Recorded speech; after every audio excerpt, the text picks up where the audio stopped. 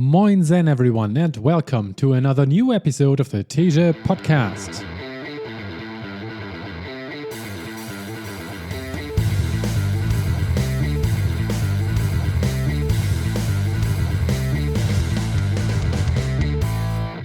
This is a book episode about John Green's new book, Everything is Tuberculosis, the history and persistence of our deadliest infection. The book has 206 pages and I finished reading it on April 10th, 2025. Impressions. Why would I read a book about the disease of tuberculosis? I've gotten to know the charismatic and frankly brilliant author John Green via his classic YouTube series called Crash Course World History, in which he put dozens of hugely influential areas of mankind into bite-sized episodes, enriched with explanatory animations, lots of clever language and some running gags, mostly about the Mongols. He and his brother Hank were very early successful creators in the YouTube ecosphere. They both worked together on numerous other projects and it seemed like whatever they touched became gold. Both published bestseller novels and founded multiple companies. Their weekly podcast, Dear Hank and John, has been a companion to me for years, and so I learned about John's fascination with this disease and couldn't wait for the book to be published. He's a very talented writer, and I always enjoyed a lot when someone cares about a topic so much that the enthusiasm is contagious, no pun intended. It doesn't really matter what the topic is. He had learned about the odd situation regarding tuberculosis we're currently finding ourselves in just a few years ago when involved in some philanthropic work and realized that this problem deserves a lot more attention than it receives right now. A deadly disease that's completely curable but still kills over 1.2 million people each year, making it the deadliest disease on the planet. How can we let that happen? The human condition is puzzling and your general suspicions will get confirmed. The rich nations don't care enough about the poorer ones. As a history geek, John Green also goes through the extensive and interesting role that the disease has played in the past. It has been with us for so many millennia, it's hard to say, but it required modern medicine to finally find out what tuberculosis actually is and how it works. Germ theory and identification of microorganisms happened only in the mid-19th century. It was my first book of his I've read so far, and I now understand why his writing is so popular. The way he puts those sentences together on the micro level is poetic without feeling pretentious. And the story arc he weaves into this non-fiction scientific book by way of making young Henry from Sierra Leone a protagonist is wonderful, a true master at his craft. I think he also took a few lessons from his YouTube career with him on how to keep humans engaged. The chapters are short and he moves between the several aspects he wants to shine a light on a lot, but without making it feel jumpy. The history, the medicinal and technical aspects, the personal story with his many visits to Sierra Leone, and the boy Henry with his family's history. Switching back and forth and furthering the threads one by one keeps this very interesting. I'm sure this was a very conscious decision in order to keep people reading and thereby learning about the whole extent of the problem. For me, what he set out to do with the book has certainly been accomplished. The disease is on my radar now and I am open to help solve the problem. I also think it's a book that's worth reading for everyone, especially those of us who know nothing about TB. Highlights. Introduction. Gregory and Stokes. We are powerful enough to light the world at night, to artificially refrigerate food, to leave Earth's atmosphere and orbit it from outer space. But we cannot save those we love from suffering. This is the story of human history as I understand it, the story of an organism that can do so much but cannot do what it most wants. Tuberculosis has come to be seen as a disease of poverty, an illness that walks the trails of injustice and inequity that we blazed for it. Chapter 1. Laka. Nothing is so privileged as thinking history belongs to the past. Chapter 4.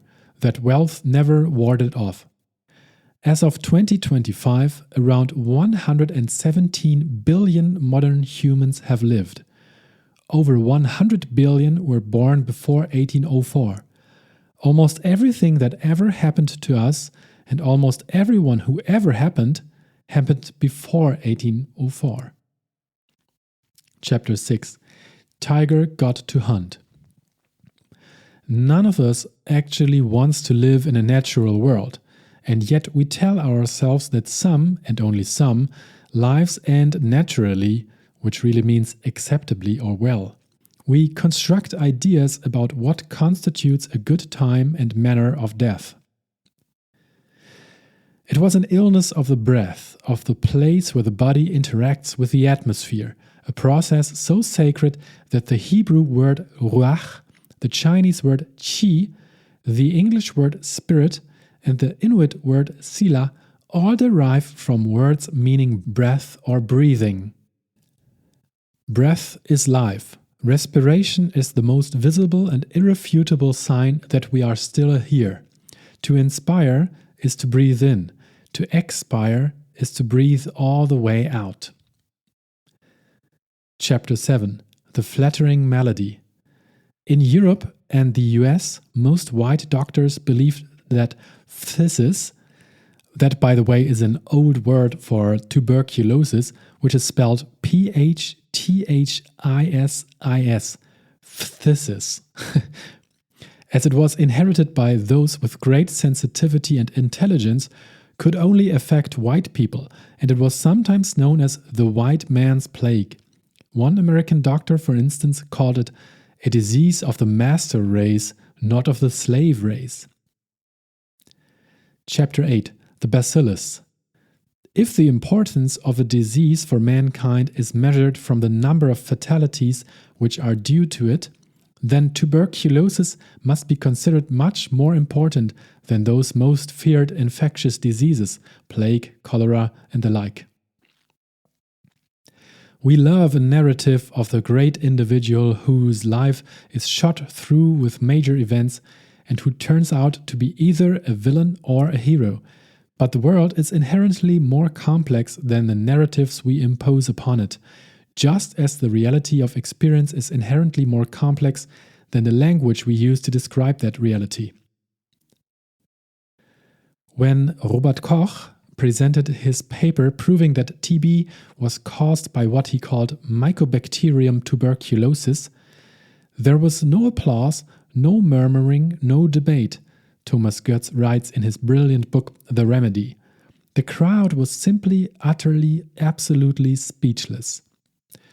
The scientist Paul Ehrlich would later write, "I hold that evening to be the most important experience of my scientific life." Chapter 9. Not a person. But then, as now, tuberculosis does not travel primarily through paths forged by race, except insofar as human power structures force it to. Stigma is a way of saying, you deserved to have this happen, but implied within the stigma is also, and I don't deserve it, so I don't need to worry about it happening to me. This can become a kind of double burden for the sick. In addition to living with the physical and psychological challenges of illness, there's the additional challenge of having one's humanity discounted. It was long believed, for example, that cancer resulted from social isolation or from bottling up one's feelings. Even when these explanations are cruel and dehumanizing, we embrace them, because tiger got to sleep, and bird got to land, and man got to tell himself he understand. Chapter 10. A study in tuberculin. Microbes challenge my very understanding of myself. What am I, in the end, if half of me isn't me, and the half of me that isn't me dictates some of my thinking and feeling? Chapter 11. Trepidation and Hope. In the US, entire cities were founded by and for people with tuberculosis, including Pasadena, California, and Colorado Springs, Colorado.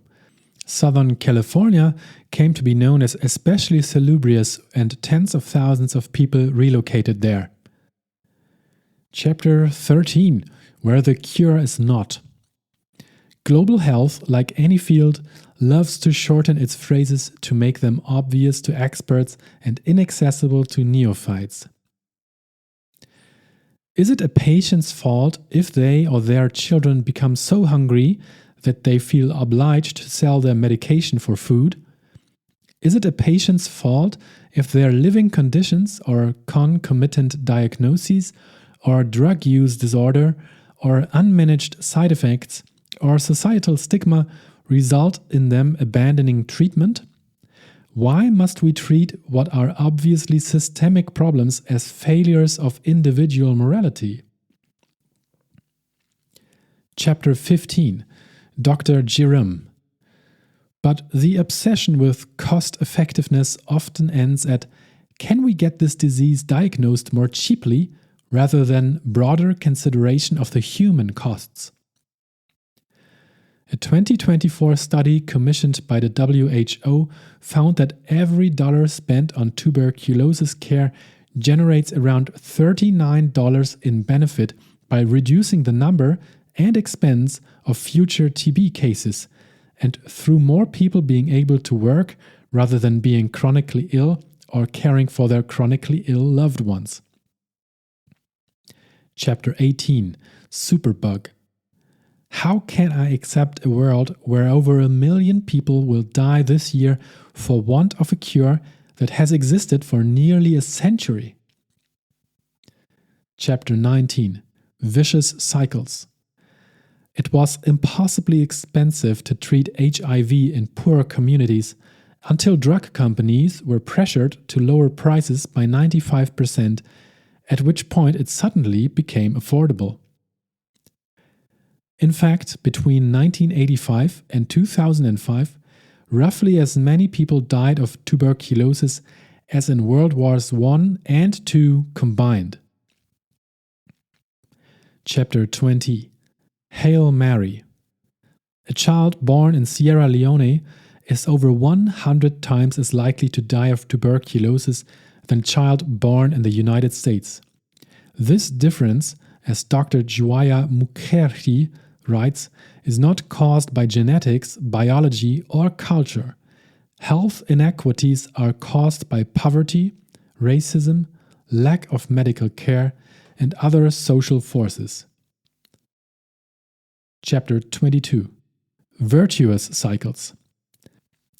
And so we must fight not just for reform within the system, but also for better systems that understand human health not primarily as a market, but primarily as a shared priority for our species.